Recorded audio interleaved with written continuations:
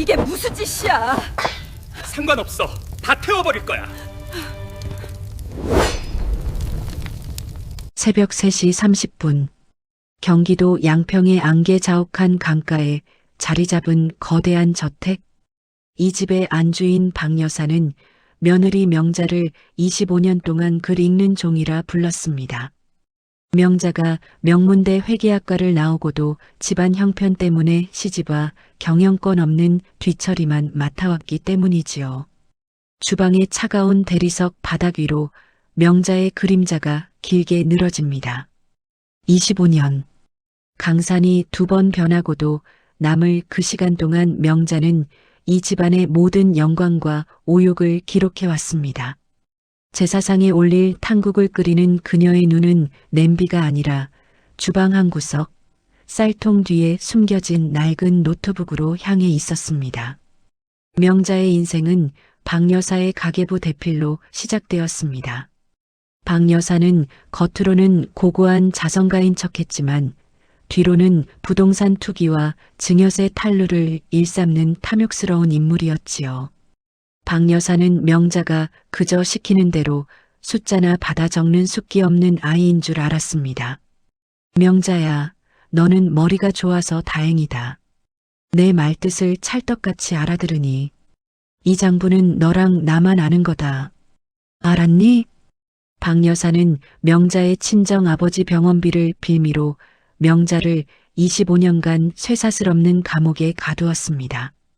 명자는 명절마다 30명이 넘는 친척의 식사를 홀로 차려내고 시어머니의 발등을 씻기며 그 장부를 채워나갔습니다. 하지만 박 여사가 간과한 것이 있었습니다. 명자는 단순히 숫자를 적은 것이 아니라 그 숫자들이 가진 칼날을 갈고 있었다는 사실입니다. 명자는 탕국의 거품을 정성스럽게 걷어냈습니다. 그리고는 노트북을 켜 마지막 데이터를 전송했습니다. 그것은 독도 아니고 마약도 아니었습니다. 박 여사가 지난 25년간 명자에게 대필시킨 이중 장부의 원본 스캔본과 불법 증여 리스트였습니다. 어머님, 오늘은 평소보다 국물이 아주 진할 겁니다. 어머님이 25년 동안 저를 고아처럼 부려먹으며 쌓아 올린 그 공든 탑의 맛이니까요. 명자의 목소리는 낮고 단단했습니다. 그녀는 이제 주방 서랍에서 약병 대신 내용 증명서와 증여 무효 소송장을 꺼냈습니다. 박 여사가 치매 기운이 있다며 명자에게 대리 서명을 시켰던 수많은 서류들. 사실 그 서류들 중 일부는 박 여사의 재산을 명자가 관리하는 재단으로 법적으로 귀속시키는 독소 조항이 포함된 계약서였습니다. 독을 타서 몸을 해치려는 것이 아닙니다. 명자는 박 여사가 목숨보다 소중히 여기는 사회적 지위와 재산이라는 가죽을 산 채로 벗겨낼 준비를 마친 것이지요. 안방에서 잠꼬대처럼 박 여사의 헛기침 소리가 들려옵니다. 25년 전 첫 제삿날 어디 근본 없는 게 제사상에 손을 대 라며 명자의 뺨을 때렸던 그 손은 이제 노쇠하여 명자가 내미는 서류의 지장을 찍을 힘조차 없습니다. 이야기가 마음에 드셨다면 지금 바로 구독과 좋아요 버튼을 눌러주세요. 여러분의 좋아요 하나하나가 이야기를 만드는데 큰 힘이 됩니다. 그리고 지금 이 이야기를 어디서 들으시나요?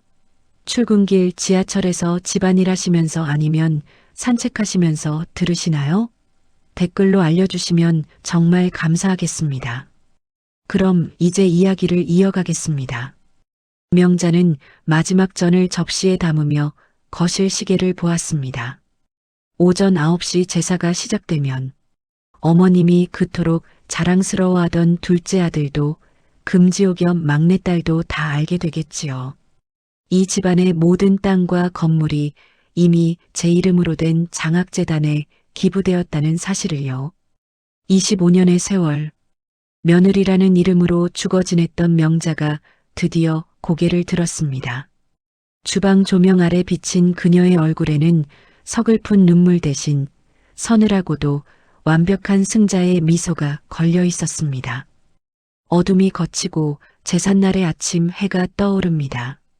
하지만 오늘 양평 저택의 아침은 평소와는 전혀 다른 피바람 없는 전쟁터가 될 것입니다. 25년을 기다려온 명자의 서늘한 목소리가 정막을 깹니다. 어머님, 식사 차렸습니다. 마지막으로 대접하는 종의 밥상이니 맛있게 드세요. 오전 9시 양평 저택의 거실에는 숨막히는 정적이 흘렀습니다. 25년 동안 한결같이 차려졌던 제사상이지만 오늘만큼은 공기가 서늘했습니다. 병풍 앞에는 화려한 과일과 정갈한 나물들이 줄을 맞춰 놓여 있었지요. 박 여사는 상석에 앉아 며느리 명자가 가져오는 탕국을 매서운 눈으로 감시했습니다. 명자야, 탕국 올리는 손이 왜 그리 떨리냐? 25년을 가르쳐도 여태 모양새가 그 모양이야? 박 여사의 힐난 섞인 목소리에 명자는 대답 대신 조용히 국그릇을 내려놓았습니다. 거실에는 둘째 아들 민철과 그의 아내 체리, 그리고 막내딸 지훈까지 모두 모여 있었지요. 그들은 명자가 차려낸 음식을 당연하다는 듯 바라보며 자기들끼리 유산 이야기를 나누고 있었습니다. 갈등의 도화선은 제사가 끝나자마자 터져나왔습니다. 박 여사가 평소처럼 명자에게 안방 금고에서 인감도장과 통장을 가져오라고 시킨 것이 발단이었지요. 둘째 아들 민철의 사업 자금을 마련해 주기 위해 명예 변경 서류를 작성할 참이었습니다. 어머니, 인감도장은 제가 가지고 있습니다. 명자의 나지막한 한마디에 거실의 시선이 일제히 그녀에게 쏠렸습니다. 박 여사는 귀를 의심한 듯 눈을 가늘게 떴습니다. 뭐라? 내가 그걸 왜 가지고 있어? 당장 내놓지 못해. 박 여사가 지팡이로 바닥을 쾅 내리쳤습니다. 민철이 거들며 삿대질을 시작했습니다. 형수님 미쳤어요? 그게 어떤 도장인데 형수 손에 있어요? 우리 집안 재산권이 다 거기 있는데. 명자는 품 안에서 낡은 서류 봉투 하나를 꺼냈습니다. 그리고는 테이블 위에 담담히 올려두었지요. 그 안에는 인감도장과 함께 낯선 법인 명의의 확인서가 들어 있었습니다. 어머님, 지난달에 어머님이 직접 지장 찍으셨잖아요. 기억 안 나세요?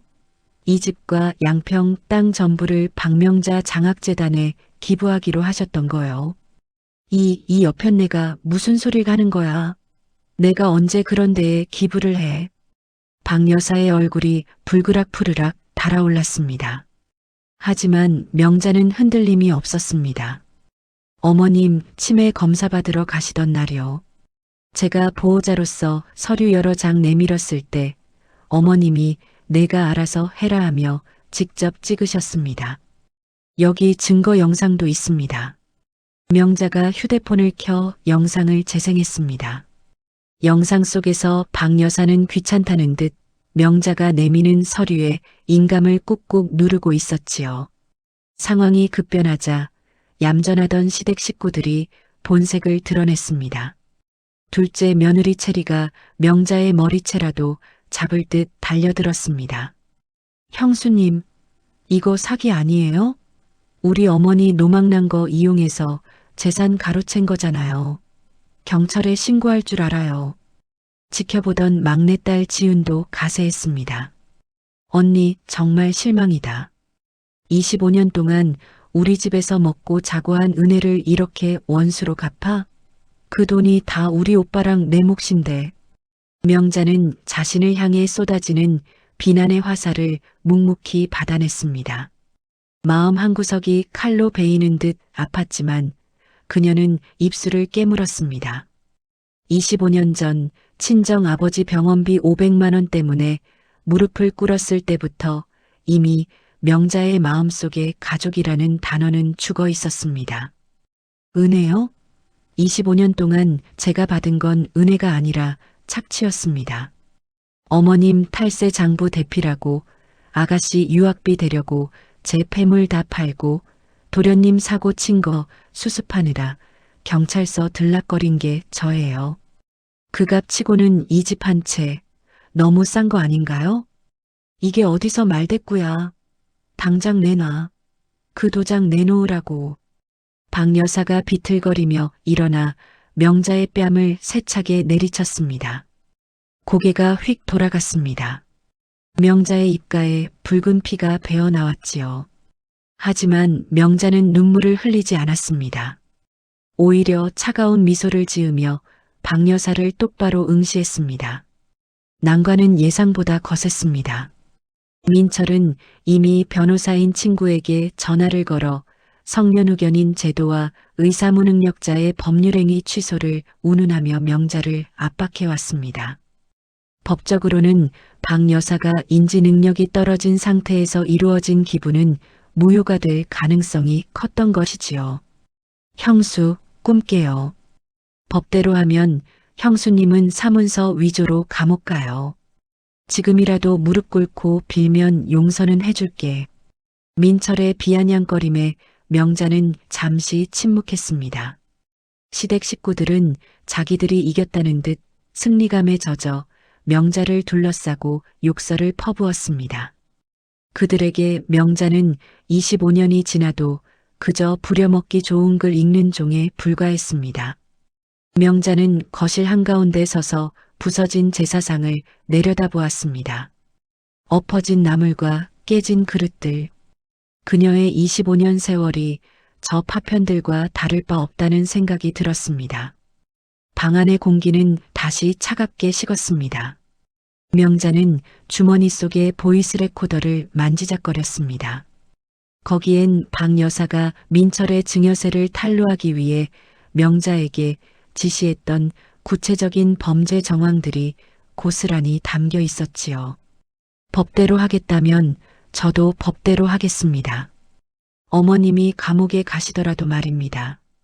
명자는 내적으로 깊은 결심을 굳혔습니다. 재산을 지키는 것이 목적이 아니었습니다. 이들의 오만한 권위를 뿌리째 뽑아버리는 것, 그것만이 25년의 지옥에서 탈출할 유일한 길임을 그녀는 깨달았습니다. 명자는 천천히 고개를 들어 박 여사를 보았습니다.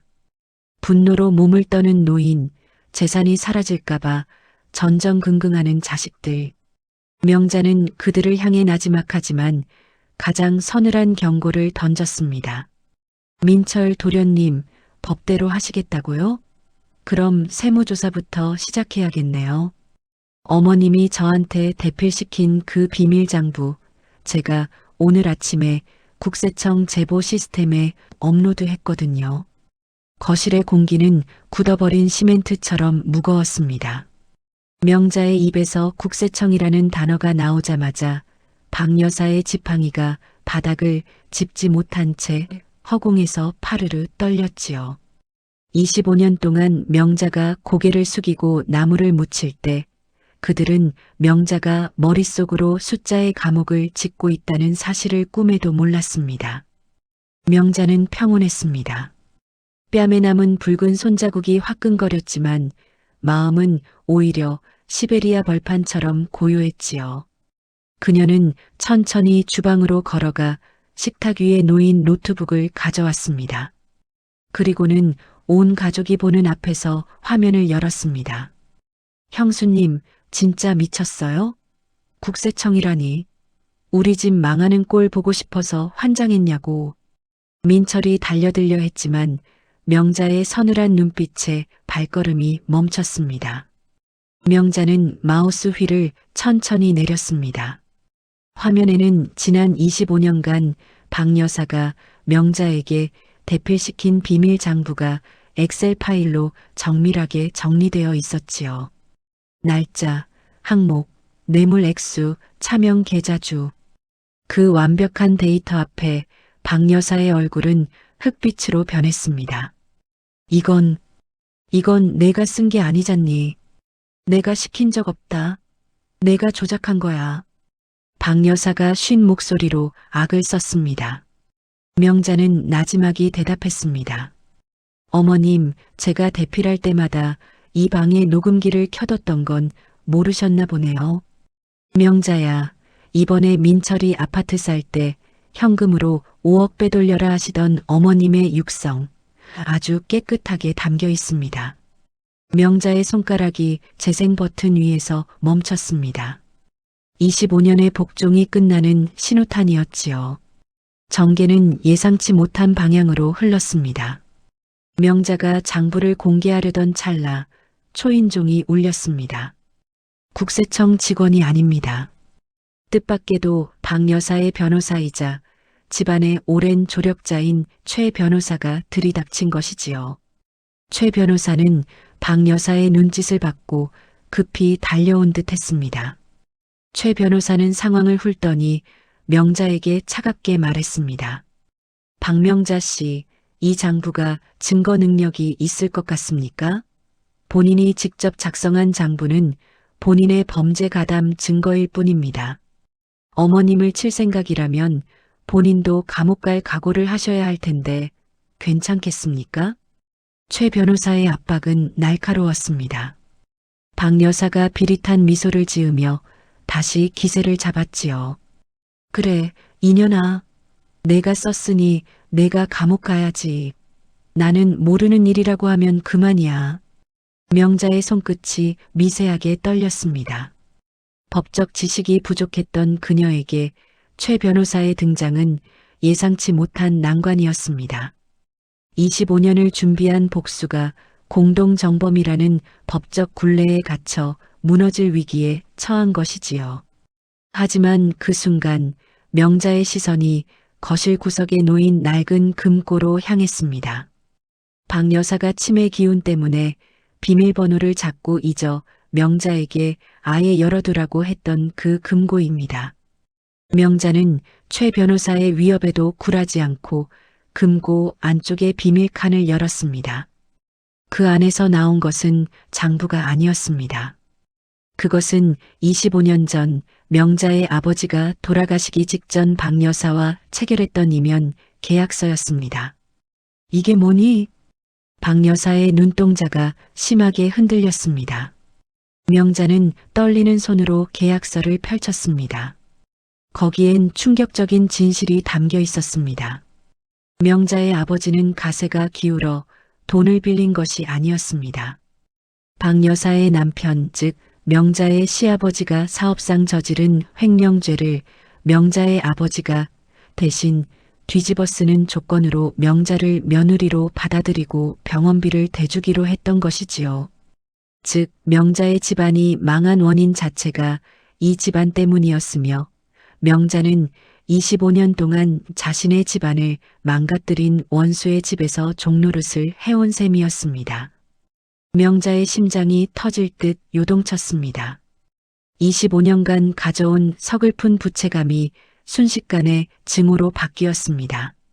내가 부족해서 친정이 망했고 어머님이 우리 집을 거둬주셨다는 박 여사의 가스라이팅이 완전한 거짓이었음을 깨닫는 순간 명자의 목표는 흔들리기 시작했습니다.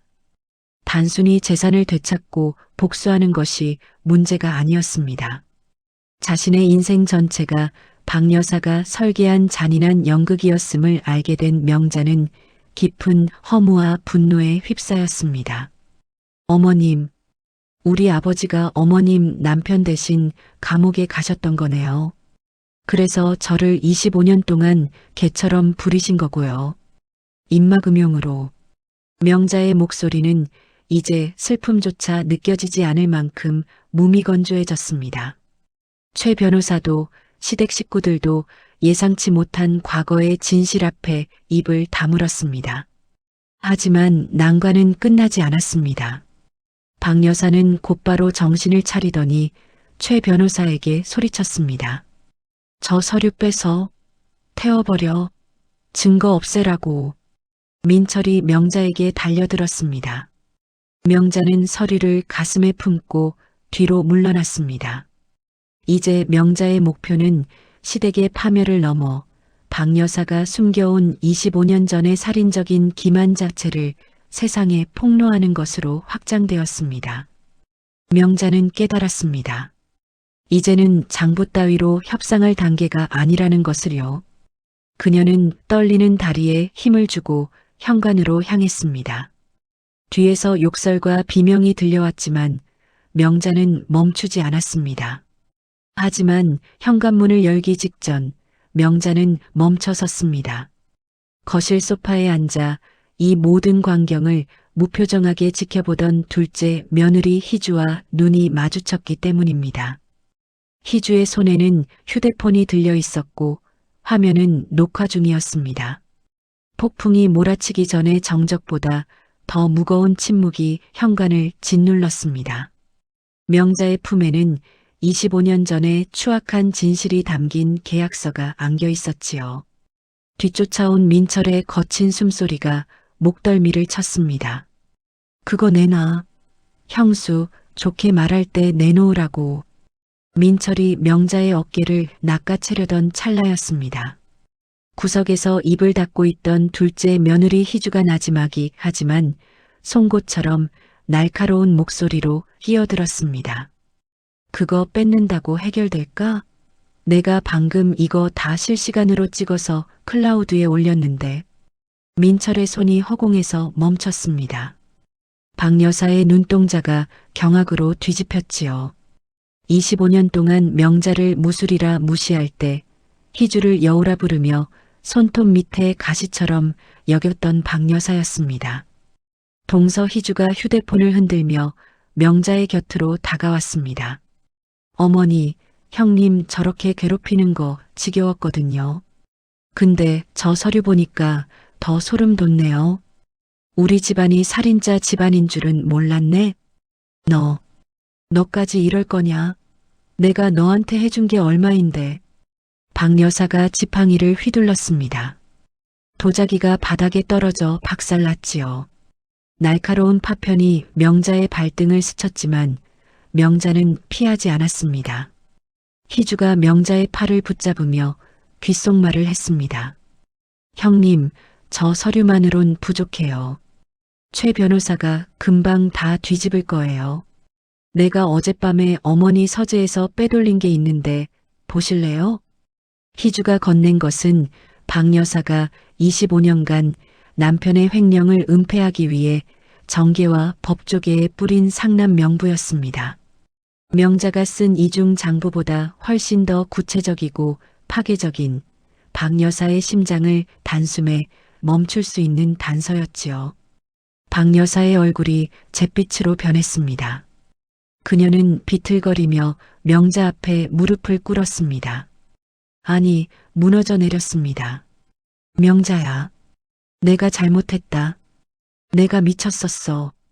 그 서류만 주면 내가 원하는 거 다 줄게. 이 집도 땅도 다 내 이름으로 해줄게. 명자는 무릎을 꿇은 시어머니를 내려다보았습니다. 25년간 저 노인의 그림자만 봐도 심장이 조였던 세월이 주마등처럼 스쳤습니다. 명자는 천천히 몸을 낮춰 박 여사와 눈을 맞췄습니다. 원하는 거 다 주신다고요? 그럼 우리 아버지 살려내세요. 그건 우리 아버지 감옥에서 병 얻어 돌아가실 때 어머님 뭐 하셨어요? 죄인이 죽은 게 뭐 대수냐며 저한테 제사상 차리라고 하셨죠. 그날 제가 붙인 나물에 제 눈물이 얼마나 섞였는지 아세요? 명자의 목소리가 떨리기 시작했습니다. 억눌러온 25년의 분노가 화산처럼 터져 나왔지요. 돈, 집, 그딴 거 필요 없어요.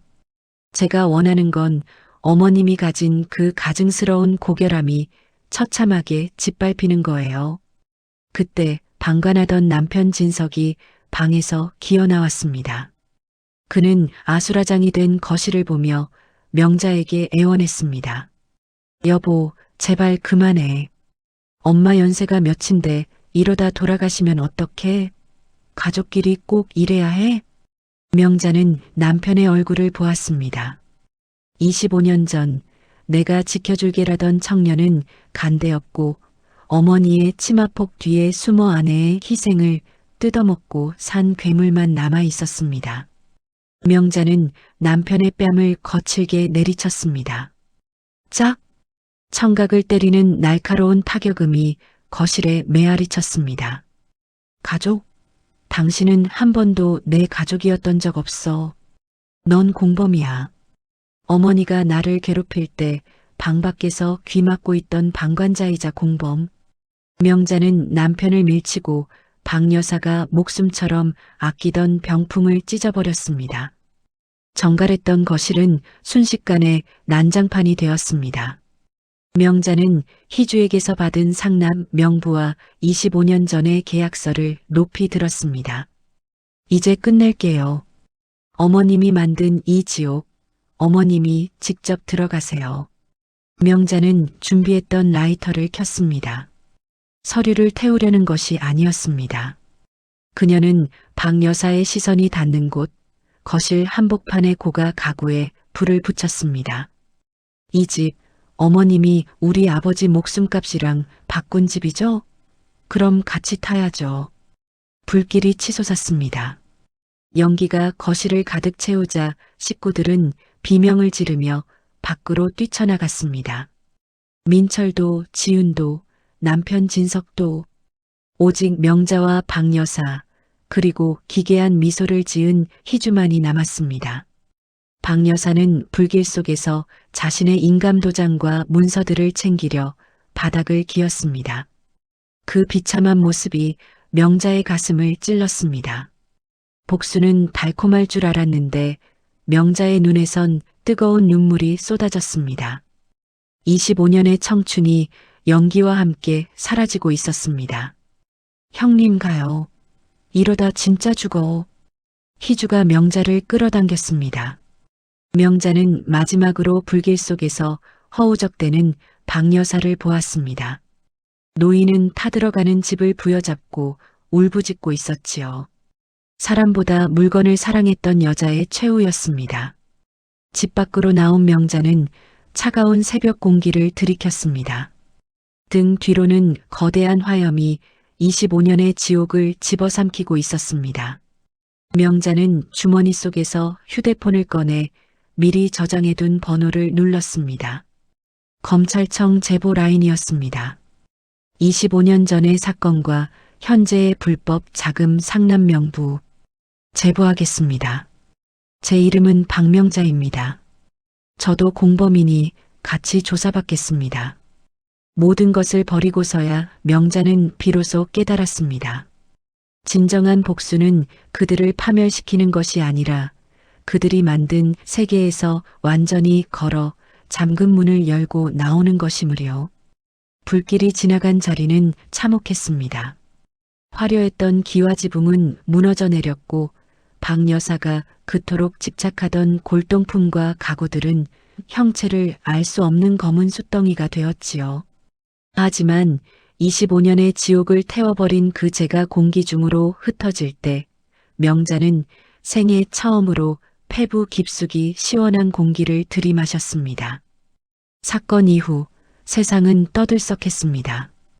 유력 자산가의 이중 장부와 25년 전 은폐되었던 사건의 실체가 드러나자 시댁은 걷잡을 수 없이 무너졌습니다. 박 여사는 법정 구속을 피하지 못했고 방관했던 남편과 욕심에 눈먼 동생들 역시 조사실을 들락거려야 했지요. 명자 또한 장부 대필이라는 공범의 멍에를 지고 기소유예 처분을 받았습니다. 하지만 그녀는 억울하지 않았습니다. 그것은 자유를 위해 지불해야 할 마땅한 통행료 같은 것이었으니까요. 계절이 바뀌어 찬바람이 불던 어느 오후 명자는 교도소 면회실 유리창 너머로 박 여사를 마주했습니다. 수의를 입은 노인은 불과 몇 달 만에 20년은 더 늙어버린 듯 보였지요. 지팡이 없이는 걷지도 못하던 오만한 권위는 사라지고 초점이 흐릿한 눈동자만 남은 노파가 그곳에 앉아 있었습니다. 박 여사는 명자를 보자마자 마른 입술을 떨며 물었습니다. 명자야, 그 많은 재산을, 그 아까운 집을 꼭 그렇게 다 태워야만 했니? 명자는 대답 대신 노인의 일그러진 얼굴을 조용히 응시했습니다. 증오도 분노도 남아있지 않은 맑은 시선이었습니다. 명자가 아주 낮은 목소리로 대답했지요.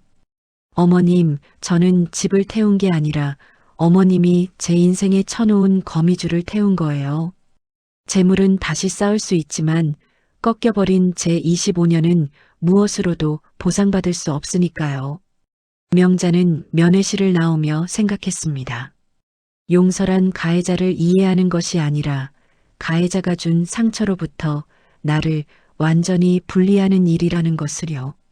박 여사를 용서할 수는 없었지만 박 여사를 미워하며 살았던 자신은 비로소 안아줄 수 있게 되었습니다. 명자는 이제 양평의 저택 대신 바다가 보이는 작은 마을의 낡은 집으로 자리를 옮겼습니다. 시댁의 재산을 기부하고 남은 친정아버지가 마지막으로 남겨주셨던 작은 땅을 정리한 돈으로 마련한 안식처였지요. 새벽 3시 30분. 습관처럼 눈이 떠졌지만 더 이상 가슴을 옥죄는 긴장감은 없었습니다. 명자는 주방으로 향했습니다. 30명이 넘는 친척의 제사 음식을 하던 거대한 냄비 대신 오직 자신만을 위한 작은 냄비에 차를 끓였습니다. 보글보글 물 끓는 소리가 세상에서 가장 평화로운 음악처럼 들렸지요. 그녀는 주방 창문을 열었습니다. 차가운 새벽 바닷바람이 뺨을 스쳤습니다. 25년 전 시집 오던 날 보았던 그 새벽빛보다 오늘 마주하는 어둠이 훨씬 더 찬란하게 느껴졌습니다. 아버지, 이제야 제 제사를 차려드리네요. 남의 조상상이 아니라 오직 아버지만을 위한 밥상이요. 식탁 위에는 화려한 육전이나 산더미 같은 나물 대신 아버지가 생전에 좋아하시던 소박한 시래기 된장국과 따뜻한 밥 한 그릇이 놓였습니다. 명자는 밥상을 마주하고 앉아 한 숟갈을 입에 넣었습니다. 뜨거운 눈물이 뺨을 타고 밥물에 섞였지만 그 눈물은 더 이상 쓰고 비리지 않았습니다. 동서 희주에게서 가끔 연락이 옵니다. 희주는 박 여사의 비밀 자금을 가로채려던 계획이 수포로 돌아갔지만 오히려 명자 덕분에 이 추악한 집구석에서 일찍 탈출하게 되어 다행이라며 웃었지요. 남편 진석은 몇 번이나 찾아와 무릎을 꿇었지만 명자는 문을 열어주지 않았습니다. 진석 씨, 우리는 가족이었던 적이 없어요. 당신은 관객이었고 나는 무대 위에서 피 흘리던 배우였을 뿐이죠. 이제 그 연극은 끝났어요. 명자는 40 후반이 되어서야 자신의 이름을 되찾았습니다. 며느리도 아내도 엄마도 아닌 인간 박명자로 사는 법을 배우기 시작한 것이지요. 그녀는 마을 평생학습관에서 회계학 대신 식물 세밀화를 배우기 시작했습니다. 숫자를 적던 정확한 손놀림은 이제 잿더미 위에서도 피어나는 들꽃의 가느다란 인맥을 그리는 데 쓰이고 있습니다. 인생의 절반을 어둠 속에서 보냈다고 해서 나머지 절반마저 어둠일 필요는 없습니다. 명자는 이제 알고 있습니다. 가장 깊은 상처는 가장 단단한 쇠사를 돋게 한다는 것을요.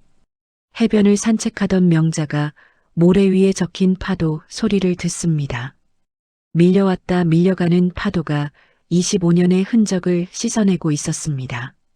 명자는 멈춰서서 떠오르는 태양을 바라보았습니다. 오늘 날씨가 참 좋네요. 그녀는 혼잣말을 내뱉으며 가벼운 발걸음으로 집을 향해 걸었습니다.